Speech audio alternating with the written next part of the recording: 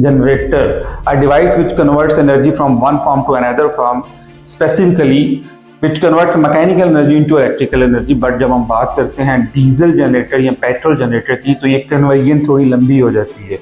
In this case, a diesel generator basically converts chemical energy into thermal energy and thermal energy into mechanical energy, और mechanical energy को finally convert किया जाता है electrical energy में. एक generator एक खास प्रिंसिपल पे काम करता है, the principle of electromagnetic induction, presented by Michael Faraday late in 1831.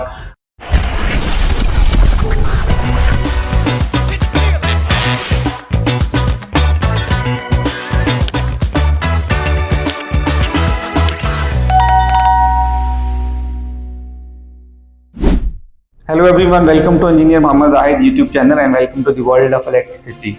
Generator, a device which converts energy from one form to another form, specifically which converts mechanical energy into electrical energy. But जब हम बात करते हैं diesel generator या petrol generator की, तो ये conversion थोड़ी लंबी हो जाती है. In this case, a diesel generator basically converts chemical energy into thermal energy and thermal energy into mechanical energy, और मैकेनिकल एनर्जी को फाइनली कन्वर्ट किया जाता है इलेक्ट्रिकल एनर्जी में. ये जितनी भी कन्वर्जन्स होती हैं, these are basically heart beat of a generator. एक जनरेटर एक खास प्रिंसिपल पे काम करता है, the principle of electromagnetic induction, presented by Michael Faraday late in 1831. According to this principle, a magnetic field, a changing magnetic field induce EMF in a conductor. क्या होता है बेसिकली, अगर एक मैग्नेटिक फील्ड है, सपोज ये एक magnetic field है, तो कोई भी एक मैग्नेटिक फील्ड होता है तो उसके दो पोल होते हैं. एक होता है नॉर्थ पोल और दूसरा होता है उसका साउथ पोल. नॉर्थ पोल से मैग्नेटिक लाइंस निकलकर साउथ पोल की तरफ ट्रेवल करती हैं. सपोज ये दो पोल हैं उस मैग्नेटिक फील्ड के, यहाँ से नॉर्थ पोल से मैग्नेटिक लाइंस ट्रेवल करती हैं टुवर्ड्स साउथ पोल. अगर समहाउ किसी कंडक्टर को मूव किया जाए और ये जो लिंक है जिसको फ्लक्स भी कहा जाता है, इस फ्लक्स को अगर हम चेंज कर दें, उस कंडक्टर को अगर हम ऐसे ऐसे मूव करें, तो ये जो मैग्नेटिक लाइंस कट होती हैं, ये कट होने से फ्लक्स चेंज होता है और फ्लक्स के चेंज होने से वोल्टेज या ईएमएफ इंड्यूस हो जाती है उस पर्टिकुलर कंडक्टर के अंदर. ये है लॉ ऑफ इलेक्ट्रोमैग्नेटिक इंडक्शन और ये प्रेजेंट किया था 1831 में माइकल फैराडे ने, जिसको फादर ऑफ जनरेटर भी कहा जाता है. The journey actually starts from the fuel tank of the generator. Generator के फ्यूल टैंक से एक पंप की मदद से फ्यूल को डाला जाता है एक सिलेंडर के अंदर. उस सिलेंडर के अंदर पिस्टन होता है, उसको कंप्रेस किया जाता है. जब फ्यूल को कंप्रेस किया जाता है तो वहाँ इग्निशन होती है, तो एक स्मॉल सी एक्सप्लोजन होती है जिसकी वजह से पिस्टन फर्दर नीचे मूव करता है और इससे रेसिप्रोकेटरी मोशन स्टार्ट होती है. इसको एक क्रैंक शाफ्ट के जरिए रोटरी मोशन में कन्वर्ट किया जाता है. ये रोटरी मोशन आगे लिंक होती है to the alternator of the generator, और अल्टरनेटिव ऑफ द जनरेटर में इलेक्ट्रिसिटी या वोल्टेज इंड्यूस होती है थ्रू इलेक्ट्रोमैग्नेटिक इंडक्शन. जब ये मोशन स्टार्ट होती है तो every moving part create friction, और जब ये फ्रिक्शन होती है तो ऑब्वियसली इससे वियर एंड टियर भी होता है और किसी जनरेटर का लाइफ स्पैन भी कम हो जाता है. इसको सॉल्व करने के लिए किसी जनरेटर के अंदर लुब्रिकेशन सिस्टम होता है. ये बेसिकली एक आयल होता है जो कि मूविंग पार्ट के साथ मूव करता रहता है. इससे ना सिर्फ फ्रिक्शन कम होती है, वियर एंड टियर कम होती है, बल्कि ये आयल उस इंजन में मौजूद इम्प्योरिटीज को भी अब्जॉर्व कर लेता है.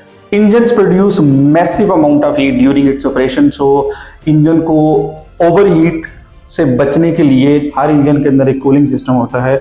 ये जो छोटे पोर्टेबल जनरेटर होते हैं ये एयर कूल्ड होते हैं, और जो बड़े जनरेटर्स होते हैं उनमें बेसिकली एक प्रॉपर सिस्टम होता है कूलिंग का. लाइक उनमें रेडिएटर होता है और रेडिएटर के अंदर कूलेंट होता है. इसके अलावा वाटर ट्यूब्स होती हैं जो इस इंजन को ठंडा रखती हैं.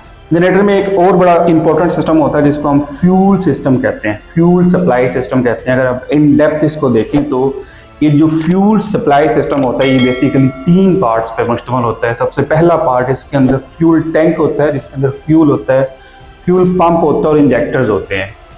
पंप का काम होता है फ्यूल पंप से फ्यूल उठाकर इंजेक्टर्स तक पहुंचाना, और इन इंजेक्टर्स की मदद से फ्यूल को स्प्रे किया जाता है सिलेंडर्स की तरफ विद अ प्रिसाइज टाइमिंग. इसको बेसिकली कंबस्टन टाइमिंग भी कहते हैं और ये बहुत एसेंशियल होती है for the best efficiency of a generator. So mechanical side पे फ्यूल इंजेक्ट हो गया, कंप्रेशन होगी, इग्निशन होगी और रेसिप्रोकेटिंग मोशन होगी, ये मोशन कन्वर्ट होगी रोटरी मोशन में। तो अब जो मेन फंक्शन स्टार्ट होता है वो बेसिकली अल्टरनेटर का फंक्शन। एक अल्टरनेटर बेसिकली दो पार्ट्स पर मुश्तमिल होता है, एक को रोटर कहते हैं, दूसरे को स्टेटर कहते हैं। Rotor basically changing magnetic field होता है और जो स्टेटर होता है वो कॉपर की वाइंडिंग्स होती हैं। जब रोटर मूव करता है तो स्टेटर के अंदर इलेक्ट्रिसिटी इंड्यूस होती है, ईएमएफ इंड्यूस होती है according to electromagnetic induction principle. ये रोटर कुछ इंजन में इलेक्ट्रोमैग्नेट होता है और कुछ इंजन में ये परमानेंट मैग्नेट भी होता है। जब रोटर मूव करता है तो इसके मूव करने की वजह से फ्लक्स चेंज होता है और जब ये फ्लक्स चेंज होता है तो स्टेटर के अंदर इलेक्ट्रिसिटी इंड्यूस होती है according to the law of electromagnetic induction. Specifically stator की बात करें तो ये बेसिकली किसी कोर के ऊपर वाइंडिंग्स होती हैं कॉपर की। ऑब्वियसली जब मैग्नेटिक फील्ड चेंज होता है तो इसके अंदर इलेक्ट्रिसिटी इंड्यूस होती है और ये जो एसी करंट होता है या एसी वोल्टेज होता है ये जो एसी करंट या एसी वोल्टेज होता है ऑब्वियसली ये यूज होता है डिफरेंट अप्लायंसेस को चलाने के लिए। Generators basically need stable voltage and to achieve this they use automatic voltage regulator, जिनको हम उर्फ़े आम में AVR भी कहते हैं। ये जब लोड आपका कम होता है या ज़्यादा होता है तो ये AVR बेसिकली रोटर की करंट को कंट्रोल करते हैं, जिसकी वजह से वोल्टेज कंट्रोल होती है। अगर ये AVR ना हो तो आपका वोल्टेज की फ्लक्चुएशन होती रहेगी, जिससे आपका सेंसिटिव इक्विपमेंट डैमेज हो जाए। Talking about the efficiency of a generator, तो none of the generators give 100% efficiency. Usually ये एफिशिएंसी 35% से 45% होती है।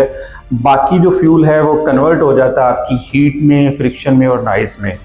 अगर आप एडवांस इन्वर्टर जनरेटर्स भी यूज़ करें तो वो भी 50 to 55% एफिशिएंट होते हैं, बट उनमें भी एनर्जी लॉसेस हमेशा ही रहते हैं। अगर जनरेटर्स की रेटिंग की बात की जाए तो generators are rated at the amount of current, amount of power they deliver. So इसको किलोवाट या केवीए में रेट किया जाता है और जो छोटे जनरेटर्स होते हैं जो यूजुअली घरों में होते हैं वो 3 kVA या 5 kVA के होते हैं और जो फैक्ट्रीज के लिए होती हैं वो 500 kVA, इवन 1 मेगावाट उससे भी बड़े होते हैं। एक और बहुत important factor frequency of a generator. तो generators are useful at a stable frequency. किसी भी जनरेटर की फ्रीक्वेंसी स्टेबल होगी तो वो यूजफुल होगा। Most of the countries use 50 hertz और 60 हर्ट्ज।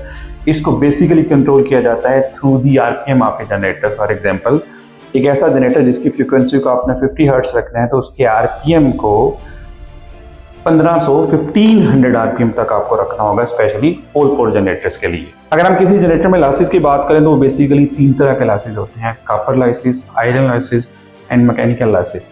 कॉपर लॉसेस बेसिकल जो आपकी वाइंडिंग होती है उसमें जो रेजिस्टेंस होती है I2R वो लॉसेस होते हैं, और जो आपके आयरन लॉसेस होते हैं वो जो कोर के हिस्टैरिसीस या एडी करंट लॉसेस होते हैं वो होते हैं, और मैकेनिकल लॉसेस के अंदर आपके फ्रिक्शन के लॉसेस होती हैं। 3 तरह के लॉसेस होते हैं जो ऑब्वियसली किसी जनरेटर की एफिशिएंसी को कम करते हैं। एक और बड़ी मेन चीज़ control panel. Control panel basically आपको डिस्प्ले दे रहा होता है कितने वोल्टेज प्रोड्यूस कर रहा है आपका जनरेटर, कितने एम्पेयर करंट उससे ड्रा हो रही है, और इसके अलावा आपका फ्यूल प्रेशर क्या है, आपका ऑयल प्रेशर क्या है, ये सभी चीज़ें कंट्रोल पैनल में होते हैं।